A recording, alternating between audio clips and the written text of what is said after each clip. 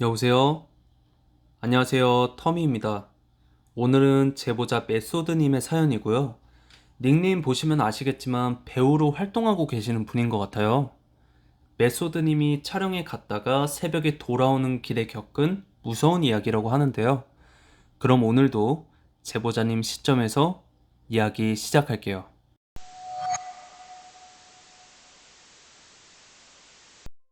안녕하세요. 저는 현재 무명으로 활동하는 30대 연기자이고요. 제가 한 2년 전에 겪은 이야기인데요. 제가 촬영을 가끔씩 하는 편인데 2년 전에 지방 촬영을 한번 간 적이 있었어요. 그때가 오후 1시 정도까지 가서 밤 늦게 끝나는 촬영이었거든요. 그래서 부랴부랴 운전을 해서 촬영장을 가는데 내비상으로 봐도 굉장히 외진 곳에 있었고 마을이라고 할까요? 시골처럼 정말 아담한 마을이었어요. 그러다 보니까 산 위로 올라가는 길도 좁고 위험하니까 정말 조심히 운전을 했죠. 왜냐면 제가 운전을 맨날 하진 않아서 이렇게 가끔 촬영 있을 때만 운전을 하거든요. 그렇게 촬영장에 도착을 해서 열심히 촬영을 하고 거기 있는 배우분들이랑 친해지면서 기쁜 마음으로 마지막 씬을 찍고 다른 배우분들은 더 찍을 게 있어서 저 먼저 퇴근을 하게 되었어요. 그렇게 피곤한 상태로 운전대를 잡았죠. 그렇게 시동을 걸고 가려는데 좀 걱정스러운 거예요.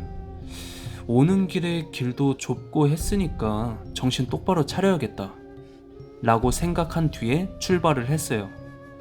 천천히 촬영장을 내려오니까 정말 가로등 하나 없고 아무것도 안 보이더라고요. 상향등을 켜고 운전을 하는데도 너무 어둡더라고요. 그래서 고개를 앞으로 내밀면서 긴장한 채로 천천히 서행하고 있었어요. 분명히 올 때는 이런 분위기가 아니었거든요.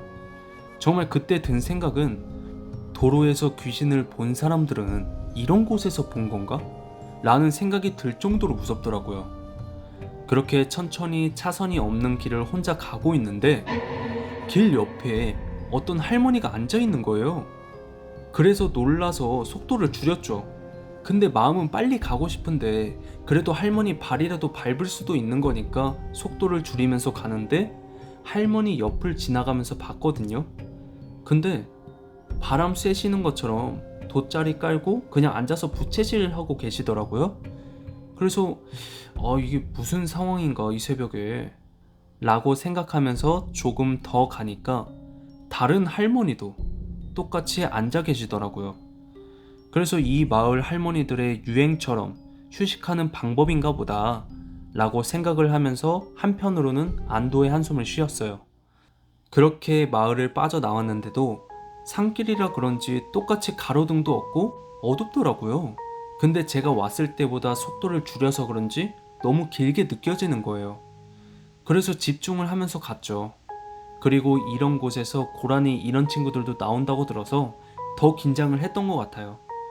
그렇게 거북이처럼 열심히 가고 있는데 이 길이 뭔가 이질감이 드는 거예요.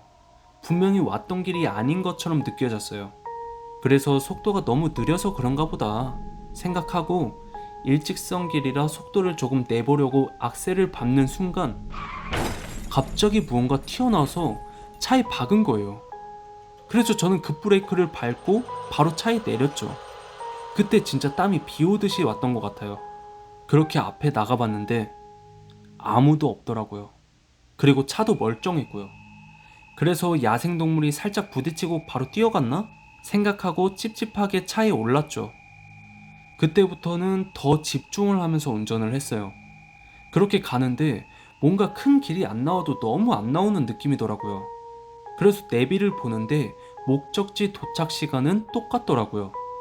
제가 너무 긴장을 해서 그렇게 느껴진 거라고 생각하고 내비를 잠깐 보고 앞을 봤는데 앞에 어떤 여자가 서 있는데 이게 브레이크를 너무 늦게 밟아서 사고가 난 거예요.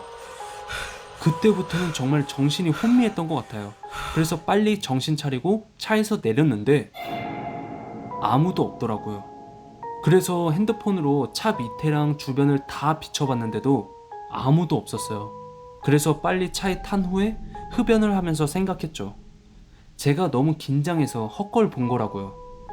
그렇게 진정을 하고 다시 가는데 제가 아까 무슨 표지판을 봤었는데 그게 또 있는 거예요. 길도 익숙하고.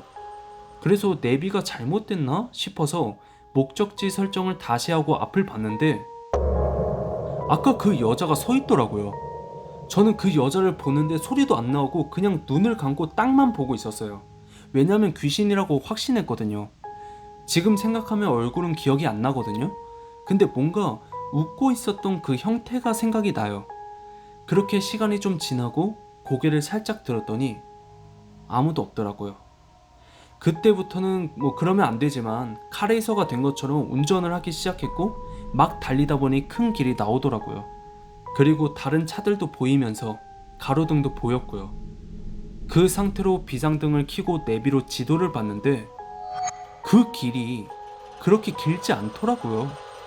그렇게 저는 무사히 집에 도착하자마자 바로 잠이 들었고 그 다음날 촬영장에서 친해진 친구한테 전화를 해서 뭐 촬영 잘했냐 이런 얘기를 하다가 어제 있었던 일을 얘기해줬어요. 그랬더니 그 친구가 말하기로는 그 친구는 이제 회차가 많아서 그 근처에서 숙박을 했었거든요. 근데 다른 배우 중 한 명이랑 자기랑 차를 타고 숙소로 가는 길에 저기 사람이다 조심해 라고 해서 봤는데 가까이서 보니까 머리카락으로 얼굴을 가리고 살짝 구부정한 자세로 가만히 서 있더래요. 그래서 친구랑 그 조수석에 탄 배우도 저거 귀신이라고 막 얘기하면서 사이드 미러로 살짝 봤는데 사라졌다는 거예요. 근데 그 친구가 촬영장에서 다른 사람들한테 얘기를 했는데 거기가 조금 유명한 곳이라고 하더라고요.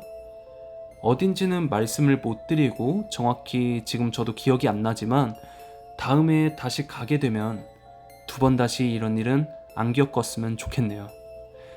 저의 오늘 촬영 후에 겪은 무서운 이야기는 여기까지였습니다. 네, 오늘 제보자 메소드님의 사연이었고요.